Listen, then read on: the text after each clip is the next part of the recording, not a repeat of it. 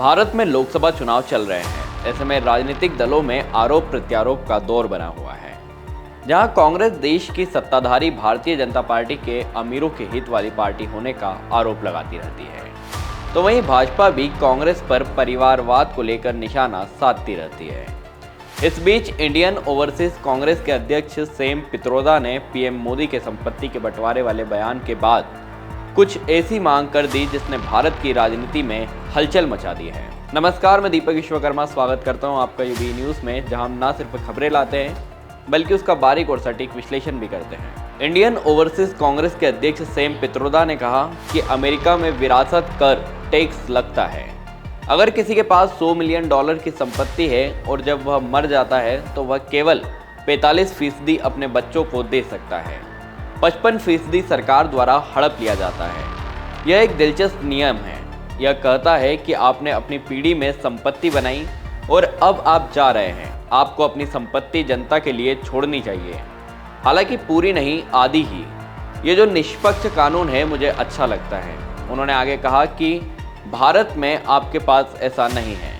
अगर किसी की संपत्ति 10 अरब है और वह मर जाता है तो उसके बच्चों को 10 अरब मिलते हैं और जनता को कुछ नहीं मिलता।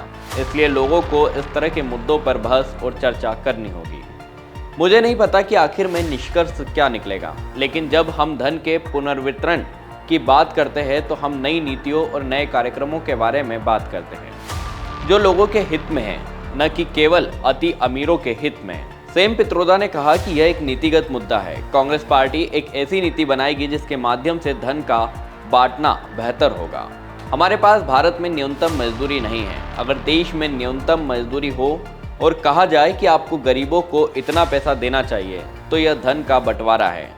आज अमीर लोग अपने चपरासी और नौकर को पर्याप्त भुगतान नहीं करते हैं, लेकिन वे उस पैसों को दुबई और लंदन में छुट्टी पर खर्च करते हैं। हमारे पास अभी तक न्यूनतम मजदूरी का कोई कानून नहीं है। उन्होंने कहा कि जब आप धन के बंटवारे के बारे में बात करते हैं तो इसका मतलब यह नहीं है कि आप कुर्सी पर बैठते हैं और कहते हैं कि मेरे पास इतना पैसा है और मैं इसे हर किसी में बांट दूंगा।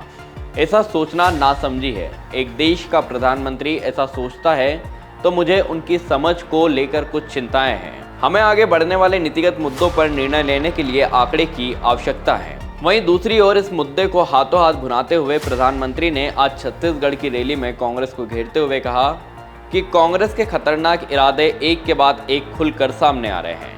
शाही परिवार के शहजादे के सलाहकार ने कुछ समय पहले कहा था कि मिडिल क्लास पर और ज़्यादा टैक्स लगना चाहिए और अब ये इससे भी एक कदम आगे बढ़ गए हैं। उन्होंने कहा कि कांग्रेस अब विरासत टैक्स लगाएगी, यानी माता पिता से मिलने वाली संपत्ति पर भी टैक्स लगाया जाएगा। तो उससे भी एक कदम आगे चले गए हैं। अब कांग्रेस का कहना है कि वो इनहेरिटेंस टैक्स लगाएगी। माता पिता से मिलने वाली विरासत पर भी टैक्स लगाएगी। आप जो अपनी मेहनत से संपत्ति जुटाते हैं वो आपके बच्चों को नहीं मिलेगी, बल्कि कांग्रेस सरकार का पंजा उसे भी आपसे छीन लेगा। यानी कांग्रेस का मंत्र है कांग्रेस की लूट। कांग्रेस का मंत्र है कांग्रेस की लूट, जिंदगी के साथ भी और जिंदगी के बाद भी। अब हम आपको यह बता देते हैं कि यदि आप संपत्ति कर और विरासत कर को एक ही मान रहे हैं तो ये दोनों अलग अलग हैं। जहां स्टेट टैक्स संपत्ति के बंटवारे से पहले ही उस संपत्ति पर लगाया जाता है, वहीं विरासत टैक्स सीधे उन लोगों पर लगता है जिन्हें विरासत में संपत्ति मिलती है। अमेरिका की सरकार बड़ी संपत्ति पर सीधे स्टेट टैक्स लगाती है, लेकिन अगर इस संपत्ति से कोई कमाई होती है तो उस पर अलग से इनकम टैक्स भी लगता है। भाजपा आईटी सेल के हेड अमित मालवीय ने सेम पित्रोदा के बयान को लेकर कांग्रेस की आलोचना करते हुए कहा कि कांग्रेस ने भारत को बर्बाद करने की ठान ली है। अब सेम पित्रोदा धन के बंटवारे के लिए 50% विरासत टैक्स की वकालत कर रहे हैं। इसका मतलब यह है कि हम अपनी सारी मेहनत और उद्यम से जो कुछ भी बनाएंगे उसका 50% छीन लिया जाएगा। यह 50% उस टैक्स के अलावा होगा जो टैक्स हम देते हैं, और अगर कांग्रेस जीतती है तो यह टैक्स भी बढ़ जाएगा। सेम पित्रोदा के बयान पर राजनीतिक बयानबाजियां बढ़ने के बाद कांग्रेस को इस मुद्दे पर सफाई देनी पड़ी। सेम पित्रोदा के बयान पर कांग्रेस के कम्युनिकेशन डिपार्टमेंट के प्रमुख जयराम रमेश ने प्रतिक्रिया दी।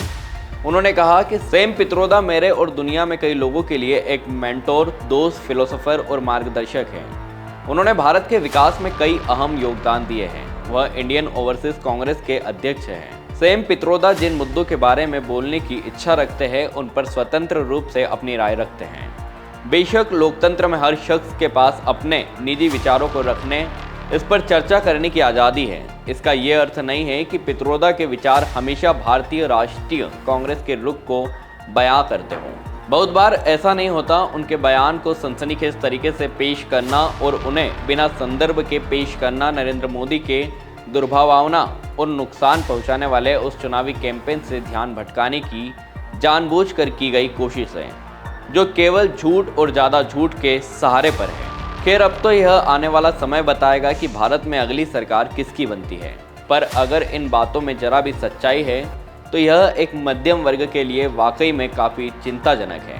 तो यह थी आज की हमारी ये खास रिपोर्ट। आपको ये कैसी लगी, अपने विचार हमसे जरूर साझा करें। वीडियो पसंद आए तो इसे लाइक, शेयर और चैनल को सब्सक्राइब करें। यूबीए न्यूज़ आपके लिए लाता रहेगा देश विदेश से जुड़ी ऐसी तमाम बड़ी खबरें। तब तक के लिए धन्यवाद।